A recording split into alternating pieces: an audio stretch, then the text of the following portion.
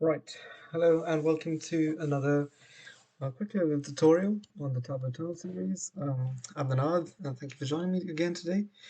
And today I thought I would take a quick look into how you can use R to improve your workflow when using Tableau and extracting the data that you want. So specifically data from football reference or Understat or Transfermarkt, and really the best way and the simplest way or the simplest way that I've found really is to use this R library called worldfootballR. So this is a library put together by Jason Zivkovich, and as you can see, it's really extensive, and it's a very impressive library. And I would highly recommend that you use this to improve and speeden up your workflow, as it were, because it's, for one thing, it's really simple to use, and especially for me, I personally have zero coding knowledge. Whatever I know thanks to this library and a few other tips and tricks that my friends have helped me out with. So definitely use this library and follow Jason for all the latest updates that you will get from the library.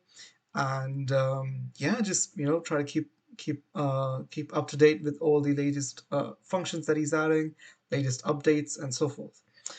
Okay, so before I really get started with it, one thing I would recommend is, if you haven't used R before, it's probably a good idea to download the necessary tools.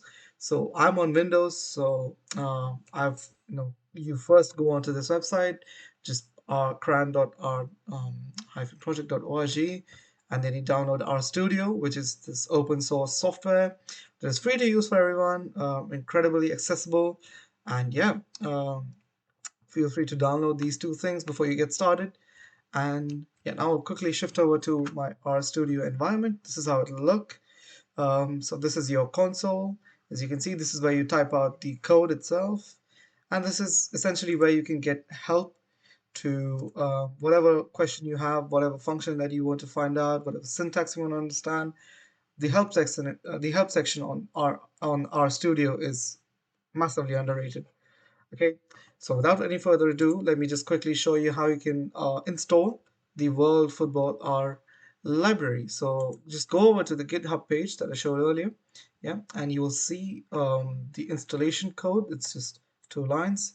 So install the packages, DevTools, and install GitHub World Football R. So I'm gonna click this here to copy the code. I'm gonna Control V, highlight the entire thing, and just hit Control Enter. Okay, now you can see on the console that RStudio is downloading the GitHub repository and downloading all the necessary code and stuff from GitHub that Jason has put together. You don't really have to bother too much with all the technical jargon that you see. Just assume that trust in RStudio and know that it's doing the right thing. So you don't have to worry too much about it. Just give it a few seconds.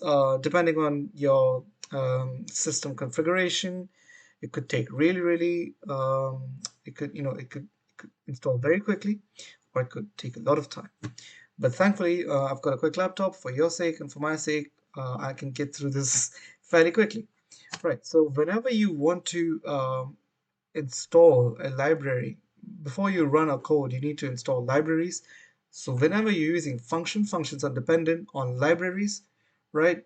So if you don't install a library, RStudio will not know where to take reference from, as in where to get the instructions to execute a particular function. So that's why libraries are important, right? So you go library, yeah, and World Football R. Okay, run that. Brilliant. Next, what you also need to run is called, it's a little function called tidyverse. Don't ask me why it's important. I will not be able to tell you the technical importance of it. If you are really keen on understanding why it's important, just Google it, see why it's important. But I know that it's important because I've seen it in a fair few examples of using this function. Right, so now that you have the library ready, let me just quickly show you how you can work the help section. So you see here these things called FB underscore. All of these are functions within World Football R that will allow you to access data from Football Reference, right? So let's try to get some advanced season data, right? Um, so this is so look how easy it is, right? Because you've got the usage here, you've got the explanation of the arguments, and you've got examples as well. Like literally, even if you don't have know a single line of code, you can run it and you can be very free basically. Right. So let me just quickly type this out and yeah, FB big five. Just hit enter there.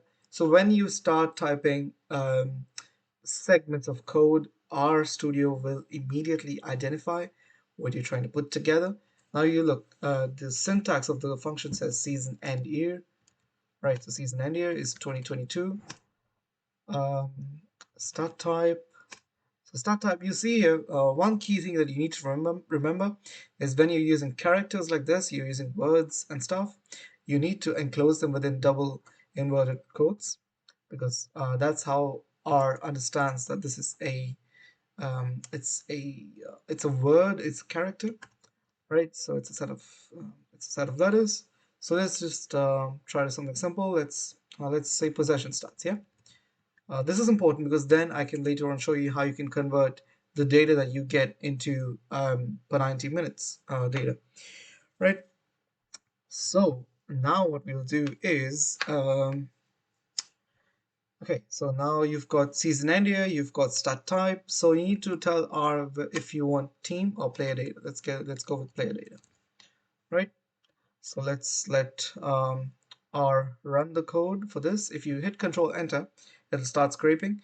But one thing that you need to remember is if you want to extract this data, you need to assign it to something. You need to assign it to a character. So it can be anything. It can be any random thing. So let's say it's the character A, right? Oh, what have I done? Oh, it's this spelling error there. Sorry about that. Okay, you should do it. Now you see the stop symbol that's popped up here. That means R is running the code and it's trying to extract data. There you go. All the data is stored within the letter A. That is basically assigning all of the values to A, right? So, uh, so yeah, you have all of your data in stored in A, so you don't have to worry about that anymore. Let's quickly try to collect another set of advanced statistics as well. Yes, pretty much the same thing again. 2022, start type, possession. Oh no, not possession. Let's go with passing. So we got something different. And team or player. There you go, player. And that's gonna be stored in B. That should be right about now.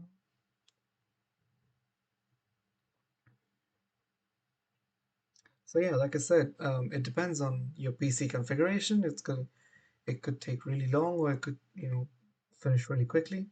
So if it's taken a bit too long, don't worry about it. It'll happen eventually.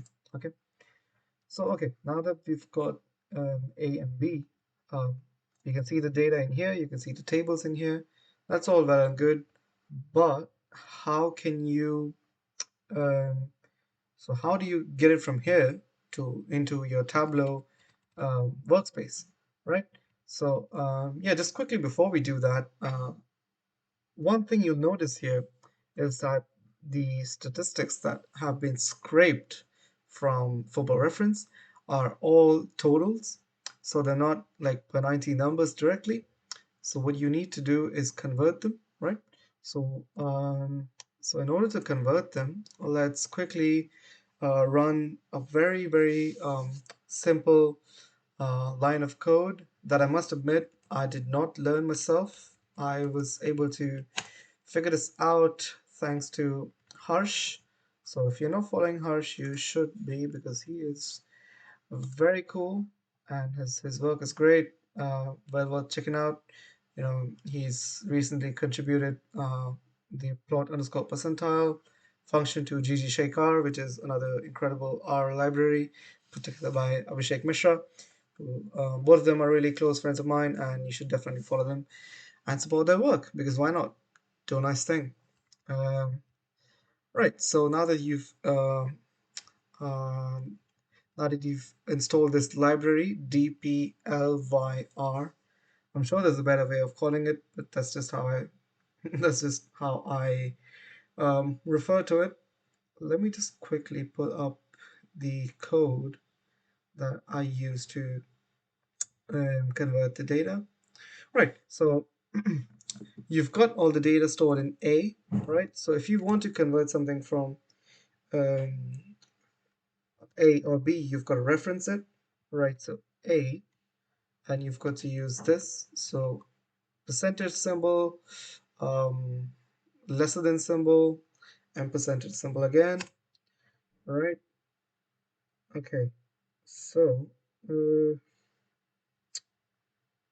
what we have here, oh, sorry, I think I'm getting ahead of myself. What you need to do before that is to use this, right? So progressive carries per 90 is data dollar symbol progressive carries data symbol, and it's 90. Hope that all sort of makes sense so far. Oh, okay. What have we got here is not subsettable. We've clearly made a mistake somewhere.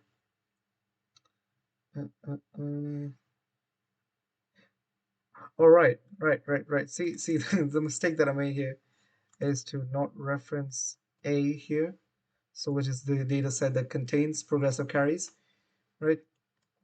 So that should do the trick now. If you go to A, you'll notice at the end of the column, you've got progressive carries per 90, right? So that's good. Now, let's quickly do the same for progressive passes per 90, right? So you're going to do the same thing again, just say B, progressive passes, and yeah, B progressive passes divided by B minus per 90. Okay, so now if you go to B, all right, before I do that, progressive passes per 90, that's better. Right, so if you go to B, there you go, you got progressive passes per 90 as well now. Okay, now you've got the data, you've collected it, you've scraped for it, you've converted the metrics that you want to per 90 basis. So let's quickly download the data. So the best way to do it is to use a function called write. So you're trying to write the data into your system. So you're trying to write it in CSV format, which is comma separated values, right? So you see the syntax here, which says x comma file is equal to blah blah blah, right? So what we're going to do is A. So since we're trying to write file A, right? And this folder here, you see files section, the tab here, files. This is basically your R working directory. The R working directory is basically wherever you download your plots, and you store all of the folders that are relevant to your work in R. So you can change this directory if you want, but for now I'm just going to keep as is, and this is somewhere in my documents.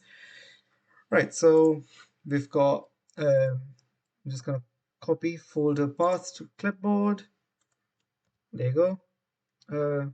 Yeah, so this similar to symbol is basically the working path, a.csv. It's important that you use this slash, otherwise R will not know to write the file with the name A and format it to CSV. Right, so let's hit Control Enter here at the end of the line, and you can see this line has been run. I'm going to do the same thing again for B. I hope I'm not being too quick about it. Because if you're confused anywhere, just remember you can pause, skip, go back, and yeah, follow along at your own comfortable pace. So now that we've got A and B, we should have A somewhere. A.csv. There you go. And we've got B.csv as well. Beautiful. Okay, so now let's switch to our Tableau environment. Now these are CSV files, so they're recognized as text. Okay, so I'm going to open text here, and let me look for A.csv and B.csv. There you go. A.csv is here. Um, and so now you can see the table here. You've got all the numbers, and you've got progressive carries per 90 in the end there. That's fantastic. That's the only metric that you're trying to deal with. Now, this is something that people have sort of confused and have asked me questions about in my DMs. So I'm just going to explain how you can link to data sets. Um, so what the one important thing that you need to remember is that when you're trying to link two data sets together, you need to have a common linking field. So you need to have a common field between the two data sources that you're trying to link together. So let's click add on connections and go back to text file. So we've already got A. I'm trying to bring in B, right? Now this is, again, click on data interpreter and just drag out B from the menu, and you can see this orange line popping up. So this is Tableau just trying to establish a connection with A and B. Right now it's processing the request and it's doing its thing. So let's quickly tell Tableau how does this relationship work. What we're going to do is, where's the player name? Yeah, there we go, player. Right. So, right, no, this is not it. Player. There you go, player here. Player in A is equal to player in B. And that should do the trick. So now Tableau understands that when you're referencing player in A, it's also equivalent to B. Right, so now go to worksheet and you'll see both the sheets are linked together. You can see all the different stats from the possession data set are also linked with the numbers from the passing data set. Right, so yeah, without any further ado, let's just quickly put together a simple plot. So double click on progressive carries per 90, the field that we created earlier, and double click on progressive passes per 90. Remember, you can clean up these axes names, so you don't have to worry too much about it. Right now, I'm gonna drop player here. Okay, there you go.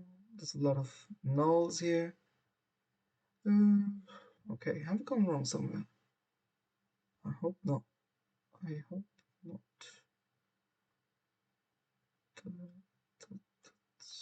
Okay, okay. So maybe try to put a minutes played filter and see how that works out.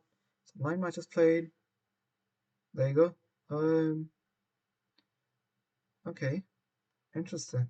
I think I'm going to quickly go over to Football Reference and just verify if our calculations are more or less correct.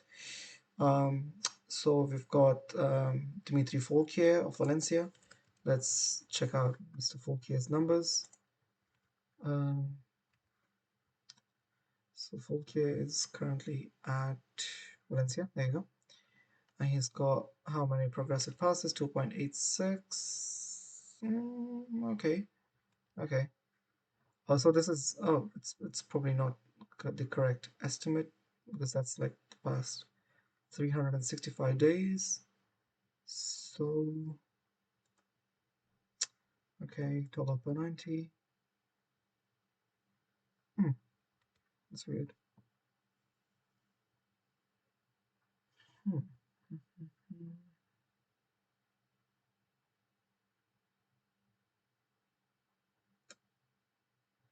That is weird. Okay, well, I think we've gone wrong somewhere.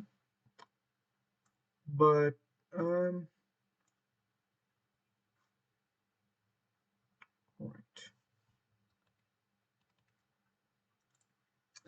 Okay, do you know what? I think I'm not going to bother too much about the mathematical differences between what football reference is telling us and what this scatter plot is showing us. It's it's probably correct. It's probably correct. But you know what? I think what's more important here is that you understand how you can link two files together, like I did just now. So progressive passes for 90, progressive carries for 90. There you go. Let's maybe try to filter out by positions. Maybe that changes things. Just apply it to midfielders only. So yeah, you've got Matteo Guendouzi making the most progressive carries. Um, yeah, one more thing you have to remember is that when FB reference gives you age, it gives you age in terms of the year and the number of days as well.